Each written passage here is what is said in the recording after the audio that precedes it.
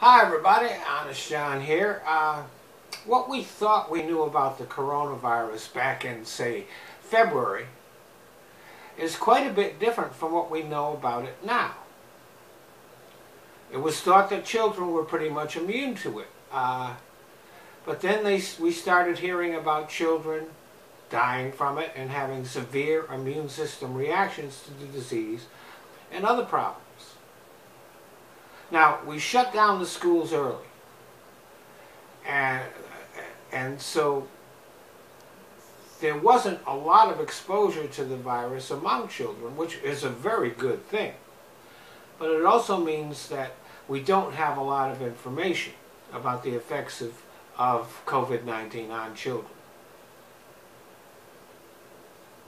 The assumptions we're operating on as we think about opening up schools are based on some valid information and data.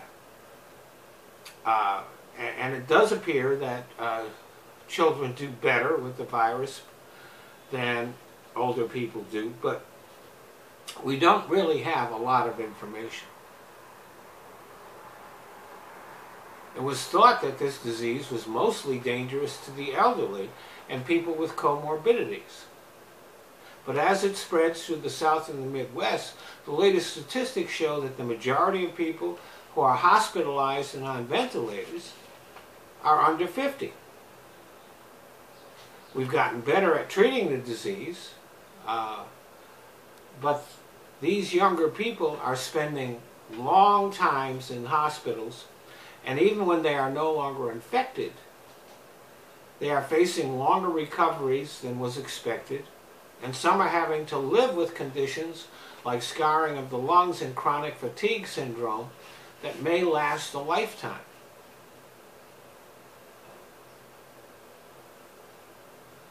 They're also facing a huge amount of hospital debt. You know, before the virus hit, we were all concerned about student debt.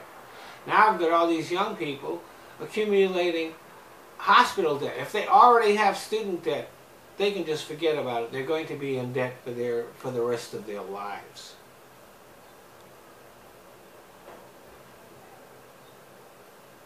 And the virus is mutating. The virus that we're dealing with here in the United States is not the same as the one that arrived here from Asia and Europe.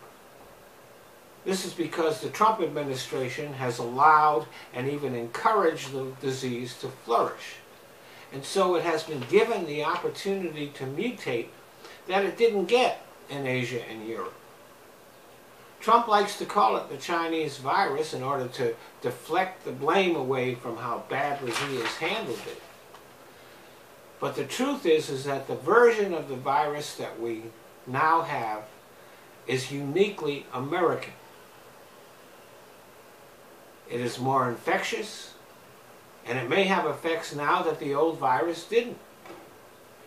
And the vaccines that we are developing now may not be as effective because they are based on the genome of the earlier versions of the virus. This version of the virus should definitely be known as the Trump virus. Or maybe we should name it for those Americans who are spreading the virus because they won't wear masks. We could call it the MAGA virus. Make America germy always.